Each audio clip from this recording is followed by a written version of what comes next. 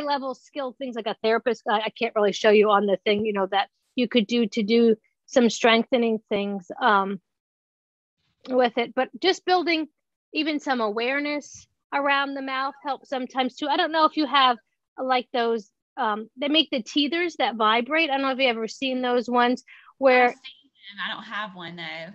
Yeah. And so, and at this age, he's probably not going to be able to, they're meant to, when you're getting teeth, kids bite down on them and then they start to vibrate, and it actually, it's meant to make their teeth feel better because it's vibrating. But I use those a lot to build some awareness around the mouth, because when you get vibration, it's like, hey, I'm feeling this here. And it actually helps to build a little bit of tone there.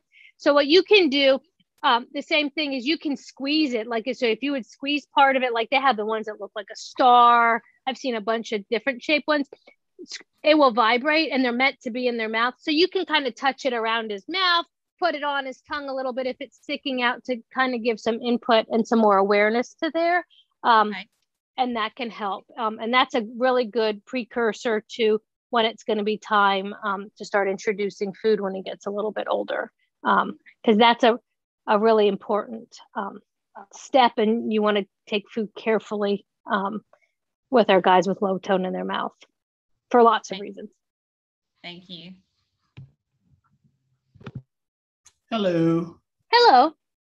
So our question is, our 4-month-old is trying to 4 months.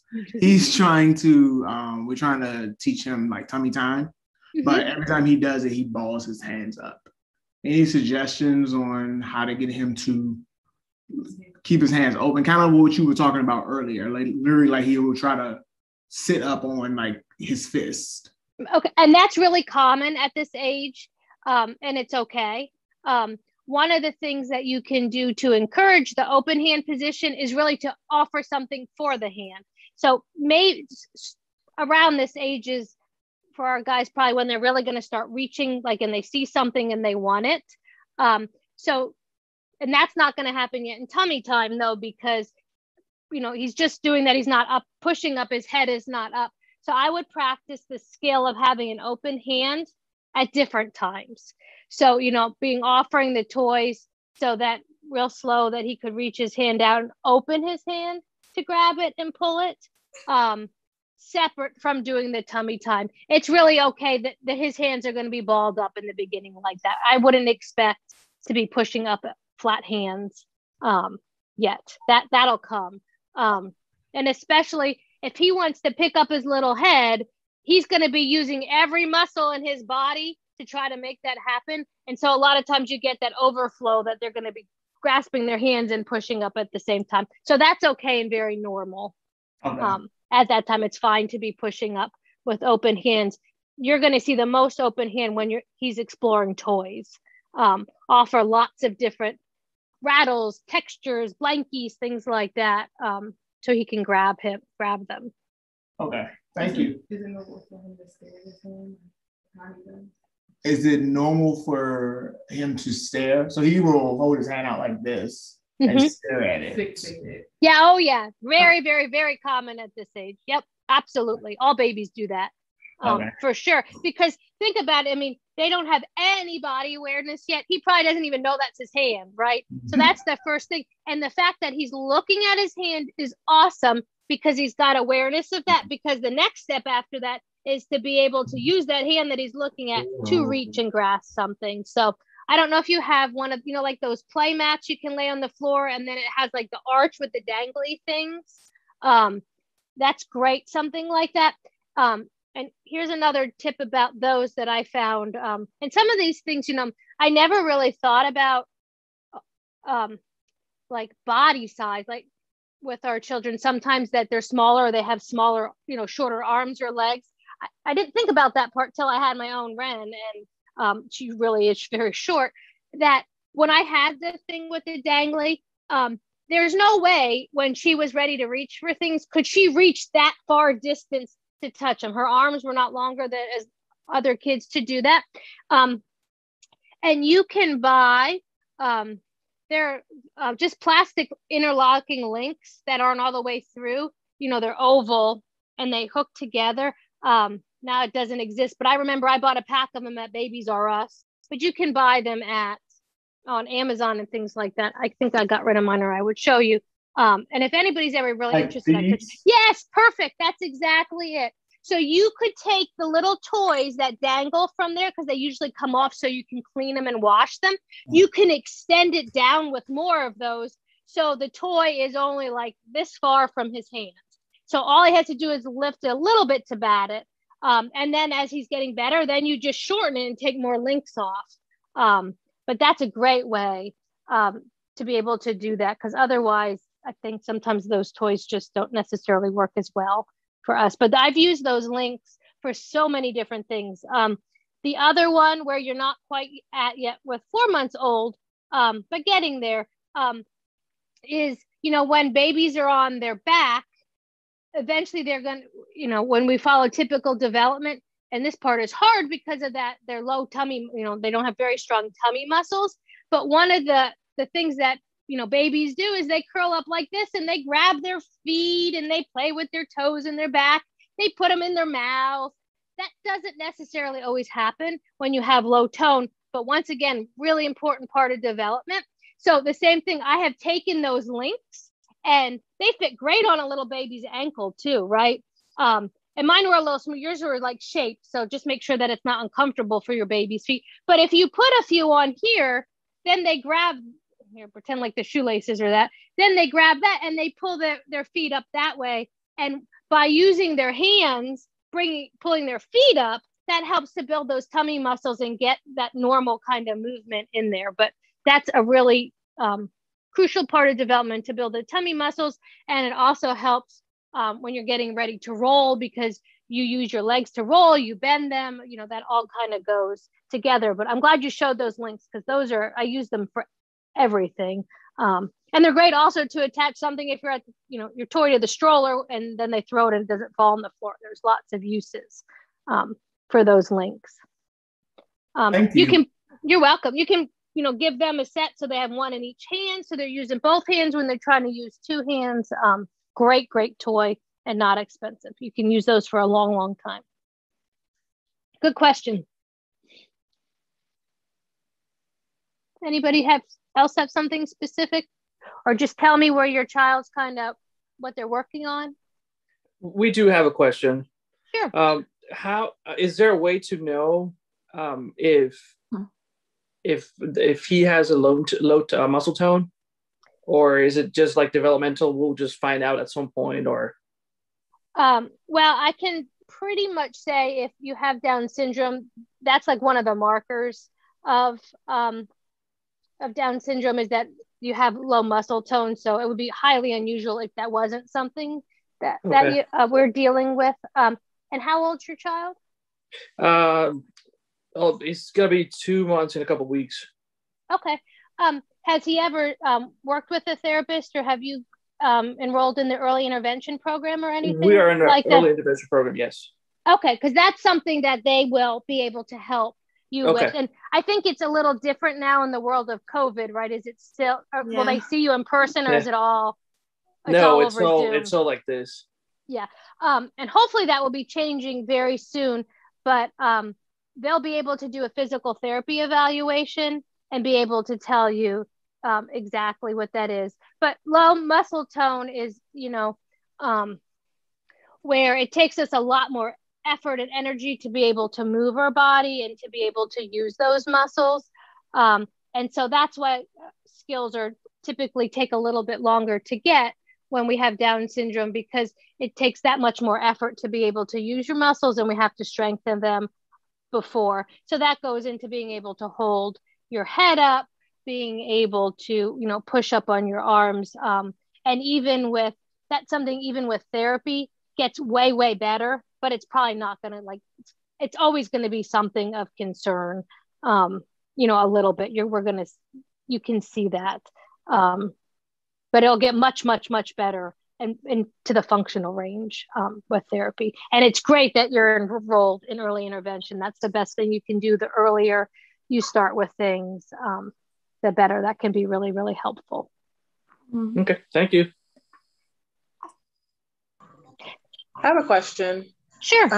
Is there anything that I can do to help encourage my son. He'll grab things, like he'll grab his cup. He's 18 months old, so he'll grab his cup, or he'll grab something, but he doesn't want to keep it in his hand long enough to do anything with it. So he'll throw it, he'll grab it for a second and then he'll throw it. Trying to get him to, hold a spoon or just even hold his cup for a period of time. And he'll hold it and look at it, and he'll drink out of the cup, and then he'll just throw it. Anything I can do to help encourage him to, keep something in his hand or not. Right. Yeah. And same thing. That is a normal stage of development that all babies go through. And because our guys are, a little delayed on some things, we just see that a little bit later. So that is a normal stage. And part of that is normal cause and effect too. That I remember that with all three of my kids, that being the stage that drove me nuts. Give it to them, they throw it off their high chair, right? You put it back up, they throw it down right away. And that's part of them with cognitive development, learning what my body does, it goes away, it comes back. So that's normal, but it's also, a pain. And you want to practice. You can start with some things that might have more like a sensory input, maybe like, will he hold like a rattle or something that vibrates or shakes longer like that? Because then it's giving some kind of input back. A cup is great, I can take a sip, but it's not giving me any feedback back. Okay.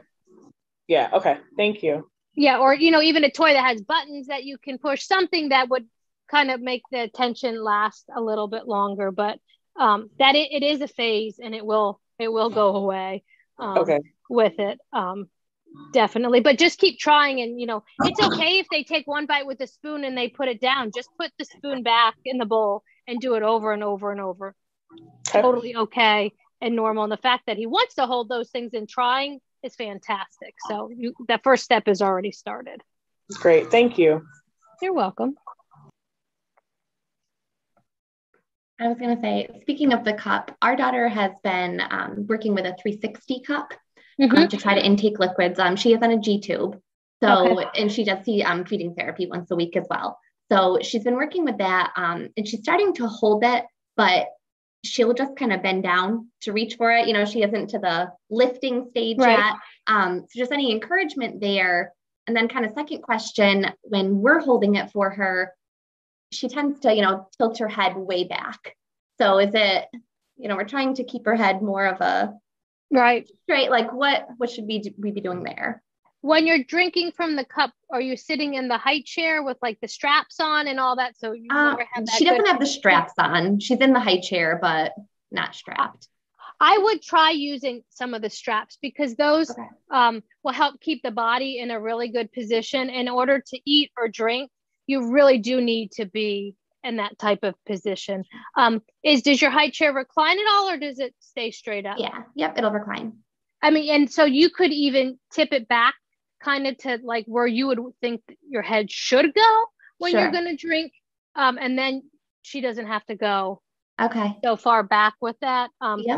But the straps are good. Yeah, use them. I still put my daughter, or some now, it's more to keep her from running around the house because she can get all the way out of it. But really and truly, and a good high chair is really, really important. One that keeps you in a good position. It has straps that are nice and tight and keep the body where it needs to be, because the same thing, that low tone makes it more difficult even to eat. So if we're sitting in a high chair and we are not sitting up straight like this, all this is not aligned. So we really have to be up, sitting tall, and having good body position in order for, the mechanics to work of swallowing while you're eating. So don't be afraid. Just because we can sit up on our own doesn't mean that we might not need that extra support while we're eating or drinking with it. Is she getting stuff out of the 360 cup? Yeah. So sometimes we'll take the top off, or we've cut the little slit in it. So it's, kind of modified for her. And tonight's the first night that we've actually done straight liquid. Most of the time it's mixed with a baby food, just so it's that thicker consistency. And she's getting some and keeping it in, definitely showing an interest. Do you have a feeding tube because she doesn't take enough in, or because there's like safety issues with she had heart surgery at 10 weeks. So after her heart surgery, she had the NG tube, and then just she was getting older and starting to pull. So we decided to go the G-tube route, and just for nutritional value. She's doing solids now. She'll eat puffs and avocado, but the liquid, she needs the G-tube for. Has the feeding therapist done like the Honey Bear thing with the tube where you squeeze the liquid up in the straw? Have you done anything like that yet? No.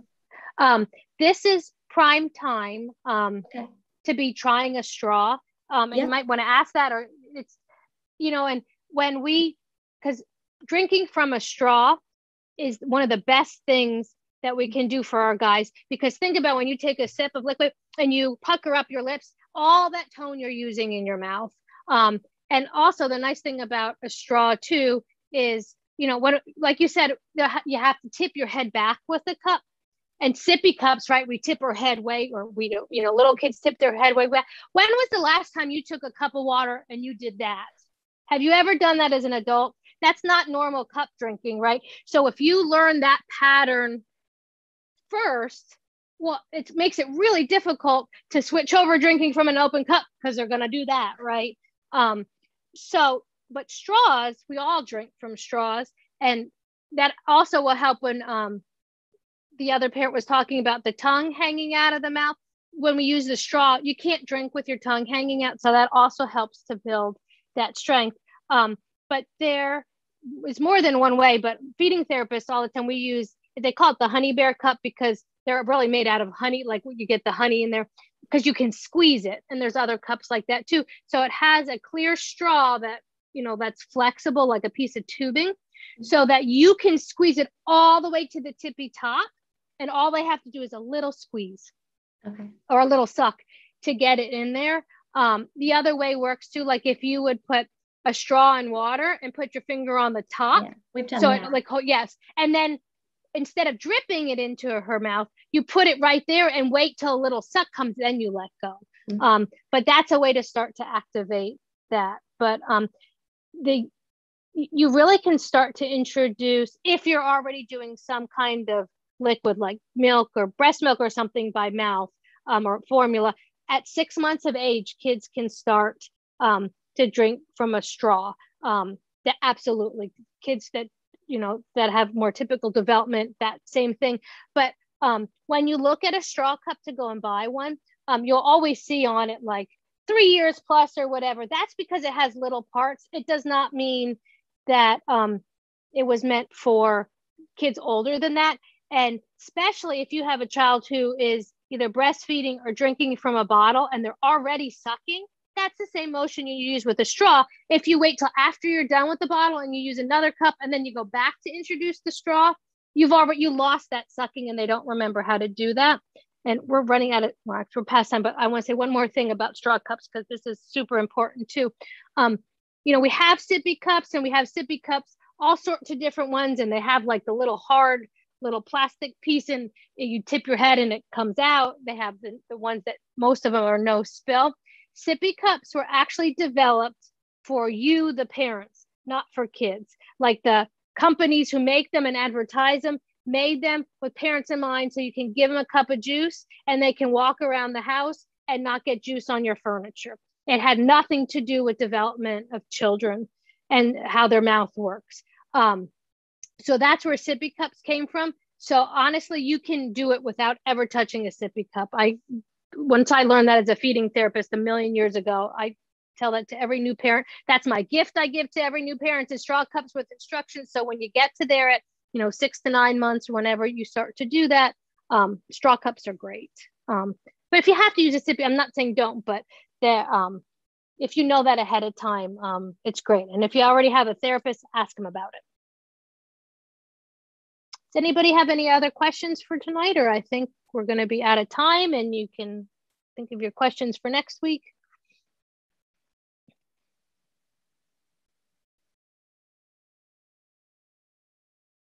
All right, Marissa, I think we're good. Sounds like that's about it. Kristen, thank you again for coming. I think we're meeting back in 2 weeks. I believe it's April 12th. Let me double check that date. Yes, April 12th, we will be back. I think everybody here is signed up again, so we'll see y'all again in a couple of weeks. And if you have any questions in the meantime, feel free to send them to me and I'll make sure I send them over to Kristen. In case any of you look at the recordings afterwards, I do apologize. Something happened with the first half of the recording and it just stopped recording in the middle. All of a sudden, that little recording thing in the corner disappeared. So it'll only be the second half. So I do apologize for that. Sorry, I have no idea what happened. Technology. And other than that, thanks everyone for coming and we'll see you in a couple weeks. All right, great. Come back with your questions. I love it. All right. Bye. Thank you. Bye, everyone. Bye. Thank you. You're welcome.